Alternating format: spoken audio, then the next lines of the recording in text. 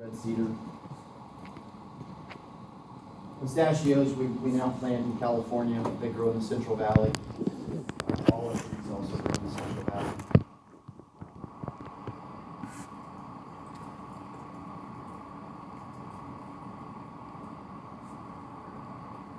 Where you can grow olives, you can also grow grapes and pistachios. So those tend to correspond. Those crops tend to correspond to wine growing regions. Are there wineries in East Texas? Yes. Are they able to grow all the grapes that they bottle? No. The wineries in East Texas, there's only a few varieties of grapes that grow in East Texas, and they'll generally grow those, but they have to import grapes usually from the hill country or from California to do most of their wines. So if you can go out and tour. Los Pinos is close.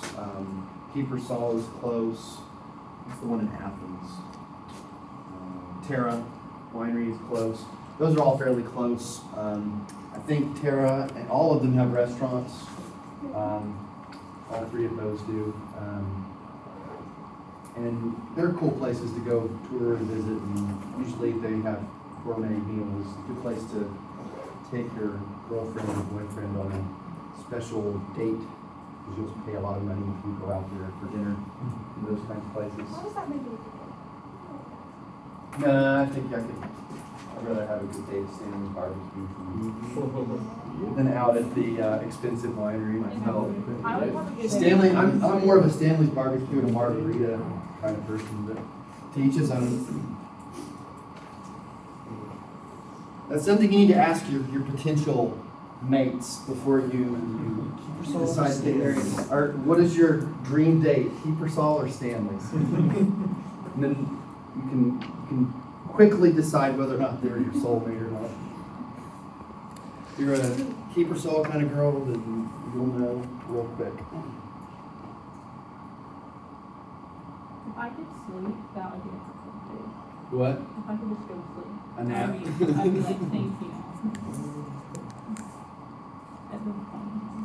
Take out pizza and a good movie and a blanket on the couch is another of my favorite date nights. Netflix and chill.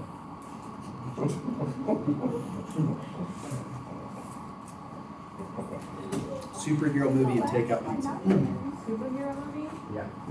Really?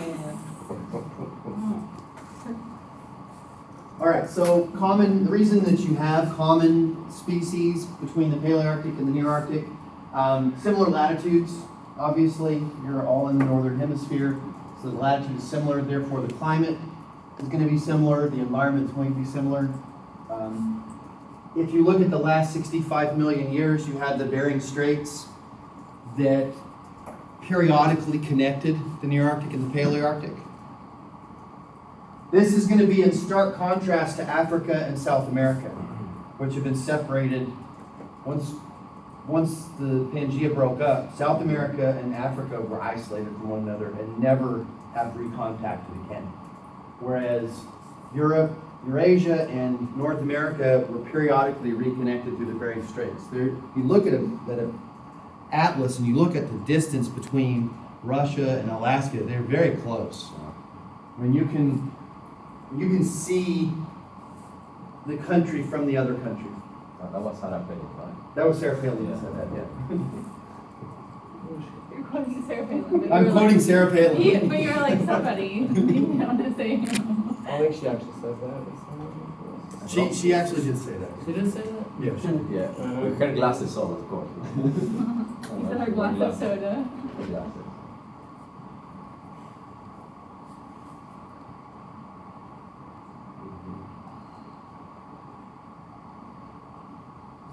So dogs and cats came from Eurasia to North America. Camels and horses went from North America to Eurasia. So you had species being transferred both ways. More from Eurasia to North America than from North America to Eurasia.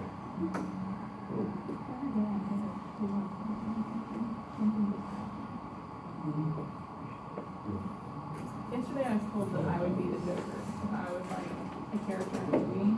Like I was psycho or something. My last partner.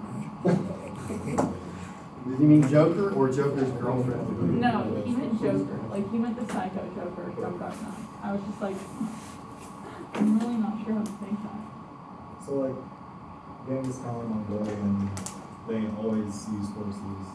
Did those come from North America? Because they were little Their horses. horses evolved there. Okay, so they originated in North America though. Yeah, so they came from North America into Asia. The Mongolian horses are, that's a different species actually, and it's of its own.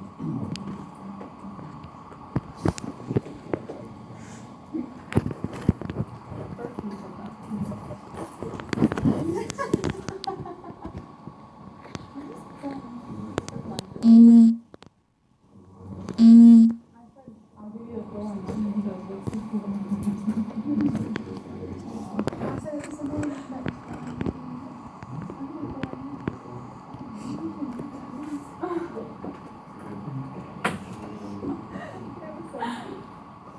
Hope my phone holds out. I didn't know you did it. Charger's broken. Oh, these things? Yeah. Yeah, my fucking charger's broken though, so there's no point. Fucking dog shit on it. Harley Quinn might make this. Look at this. It smells like Okay. fucking killed my dog this morning. Just be like, No, just my like charger. that. I mean, no, sorry. You know I don't watch the movies. I watched The Lion King and was like, Harley Quinn is Joker's girlfriend. She's a medical doctor that goes cray cray. well, gee, thank you. That was so much better. If you're gonna be, if you're gonna be a Joker, it would make more sense to be the female version of the Joker. There's a new movie coming out about something like, or Yes, new there is. TV Suicide show. Squad. No, Suicide Squad. there's a new TV show. Mhm. It's called Wicked City or something, and Mhm. it's about, I don't even know, there's some guy in LA who's like a serial killer, and he gets a girlfriend who's like a doctor, and she's a serial killer too, and they just serial kill together. There's Suicide Squad. You can watch the trailer for Suicide Squad. It has images that you have on the computer,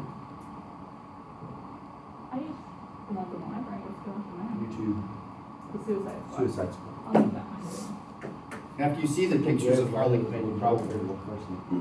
Is she hideous? Did you No, just call she's me like not an ugly hideous. No, hideous This is a tramp. She's definitely cray cray. I could deal with that, but as long as She she's not looks like the Joker. Okay, but are we talking about like Sweetie Pie line? She's still pretty attractive. Like that crazy, but still attractive. Some way. No. Okay. I'll show you a picture. That was one of my favorite movies, actually. All right, let's move to the Neotropics.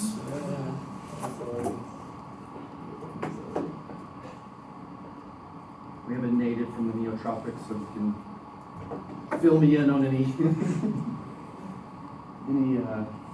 errors that I make, or you might have examples that I don't have here. South and Central America, adjacent islands would be considered Neotropics. You have a higher diversity of mammals than in the Near Arctic.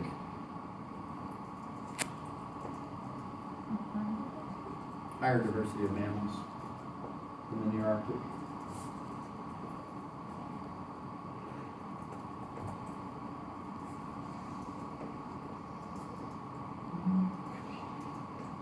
This is because the shape of the continents and their latitudinal position. So if you think about South America and Africa, they're top heavy. The bulk of the landmass is the northern part of the Near Arctic. That happens to be where the equator is. As you move to the southern part of South America and the southern part of Africa, they narrow. And so we talked about this, I think, last time. The temperate parts of Africa and the temperate parts of South America, there's not much landmass. Most of the temperate part of the southern hemisphere is actually in the oceans.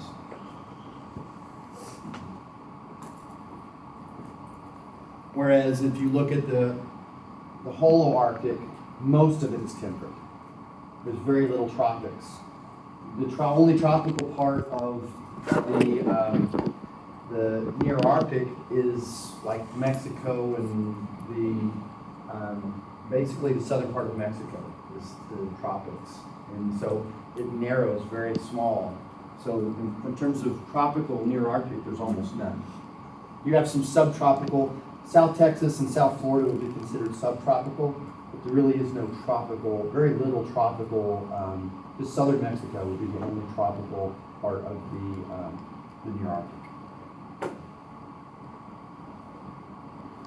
So mammals that are endemic to the neotropics, things like llamas, guinea pigs, chinchillas. These are a few. There's a lot more. But these are some common ones that you guys would be familiar with.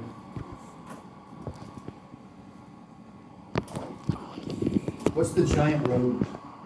Oh, capybara. Capybara. Yeah. Would be another neotropical endemic.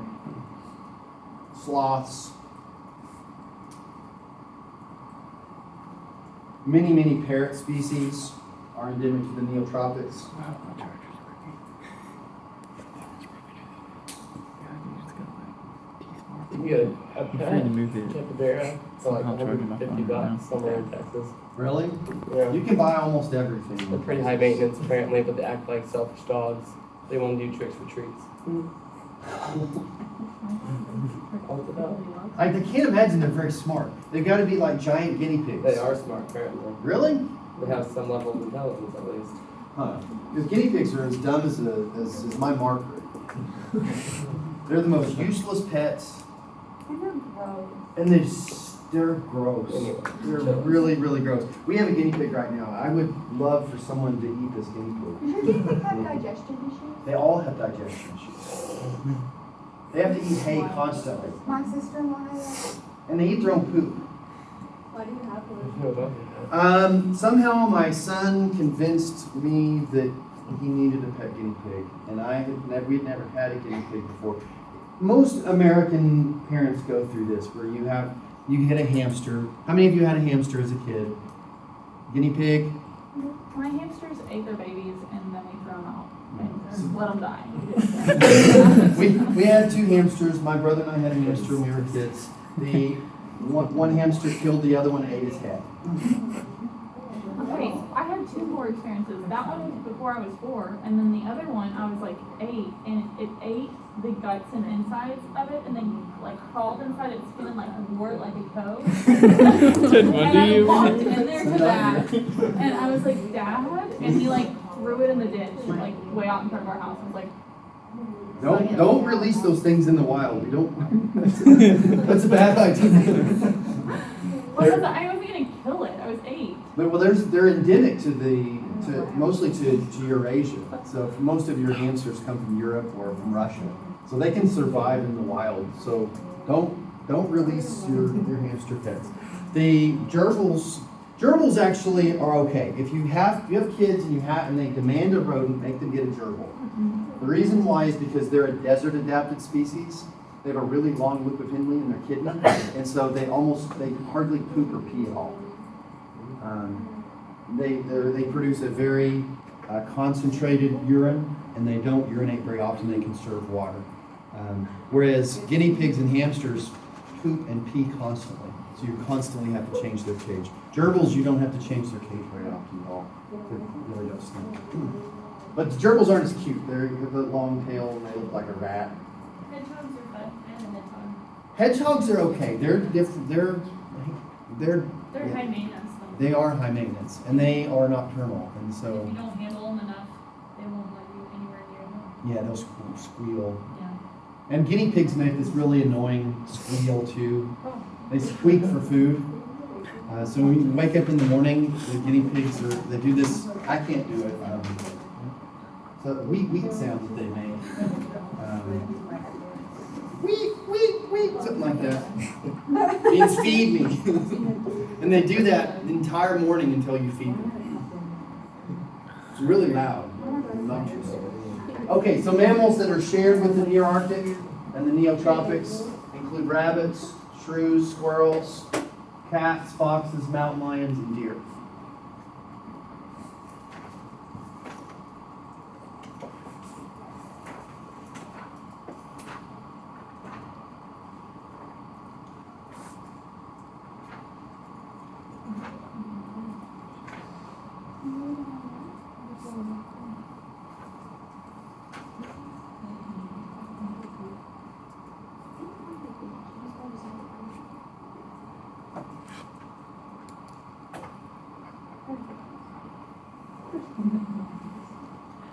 Everyone's just optional, but it's implied.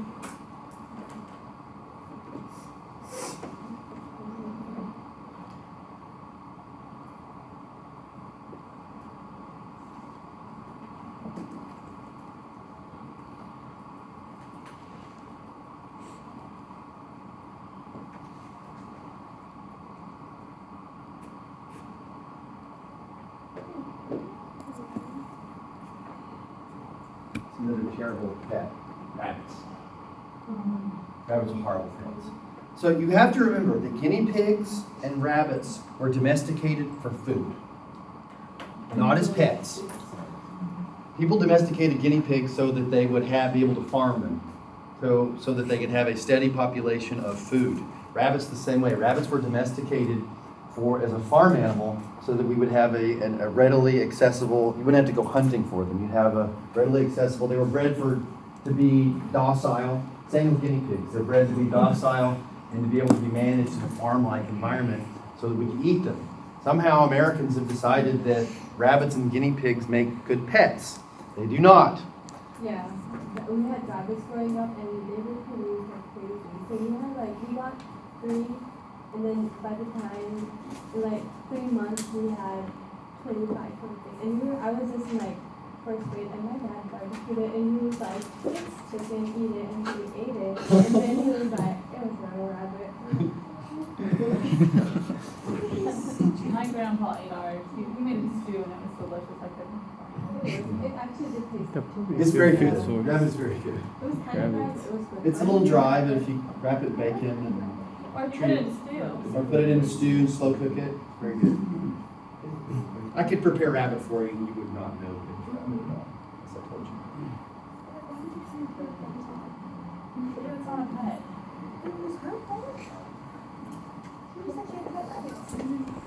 I said take that thing, that doesn't mean that. So the flora of the neotropics. Most animals that we have domesticated, almost all except for dogs and cats, for the most part, were domesticated for food or as a work animal. Cats were never domesticated to live in our houses. Cats were domesticated to live in the barn and eat rats. They're to keep rats out of the grain. That's what cats were originally domesticated for. Somehow in the last couple hundred years, we've bred varieties and moved cats into our houses. I don't know why. Created a demand for litter boxes and litter, and it's disgusting and things like that. We have cats, they live in our garage. How many birds would be extinct if we had feral cats around everywhere?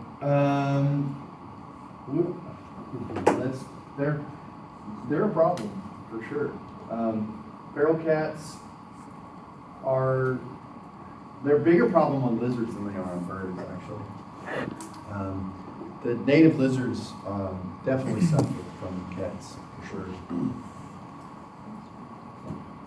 And they're cruel. Cats are just mean. They catch your lizards and they torture them. If they catch baby, usually the birds, they're not usually capable of getting most adult birds. So they tend to get baby birds when they're learning how to fly, that kind of thing. And they just don't kill them.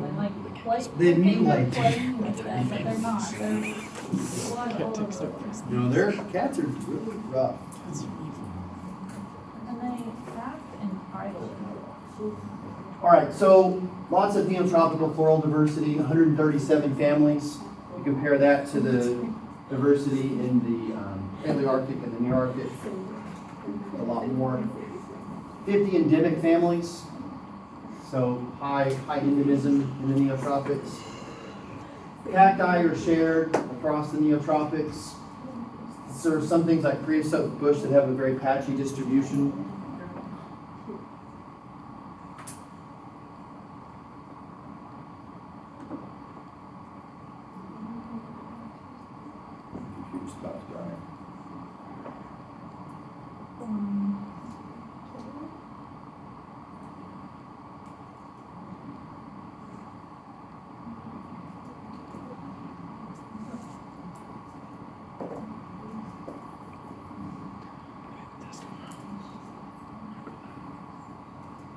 Now, I've about decided on cats, the best solution is to have them all spayed and neutered and have no more cats. Picture something in this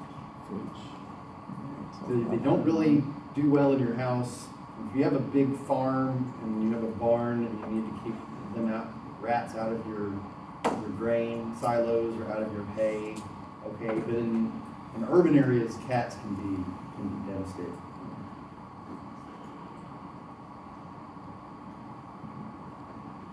We only have a cat that lives in our garage because and it's neutered, but it followed this home and the kids fed it. Once you feed a cat, it's your cat. Unless the neighbor feeds a better cat food than you do. And then your cat becomes your neighbor's cat. People think their cats are loyal to them, or their cats have affection for them. Turn your cat loose and let the neighbor feed it instead of you and see what happens to your cat. Or if you die in your house, see what happens. Yeah, if you die in your house and you have a house cat, yeah, you will be, you'll be Friskies. If we'll- I didn't know You didn't know that? It's dark. Yeah, there's many cases of that. Yeah. And there's a lot of times that they say that like bigger cats will like smother babies. Have you seen I that? think the cat smothering babies is a wives' tale. Yeah. But they will sometimes get on, they get on your chest, and they will get in a crib and get on a baby's chest. I think that's a wives' tale. When the cat gets in the baby's crib, it's because they're probably wanting more. That's generally what a cat's trying to do. Our Or it's cats curious. My mom's cats were better with action than our dogs. Our dogs were so big they just would bulldozer and she'd cry. They kind of like let her wag them around by their neck or whatever. Confused that. Yeah, not- most cats are, we'll let babies. An allergic reaction chick That's had pretty as a child. wild. And they go, the cat is so smothered. Okay, so North America and South America were joined about 3 million years ago. They died of suffocation. So it's fairly recent in evolutionary time, the joining of North and South America. When they connected together, it resulted in what we call the Great American Interchange. This led to an introduction of new species into the neotropics. You have to remember, the South America was very similar to Australia up to 3 million years ago in terms of having a lot of marsupial diversity. North America, all the marsupials had already gone extinct by 3 million years ago and been replaced by placentals. So whenever North America and South America connect, you have this infusion of placental mammals from North America and one marsupial coming into North America. And this is when this happens, you get the widespread extinction of marsupial species in South America.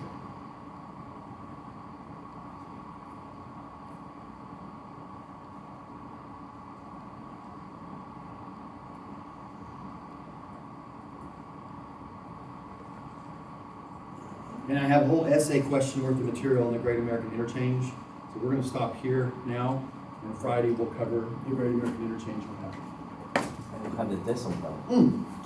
Yeah, we'll have text on Friday. We'll cover the Great American Interchange on next Monday. You're right. But none of the material from today or Monday will be on the test. It's just the material from last. Same format on the test as we've had.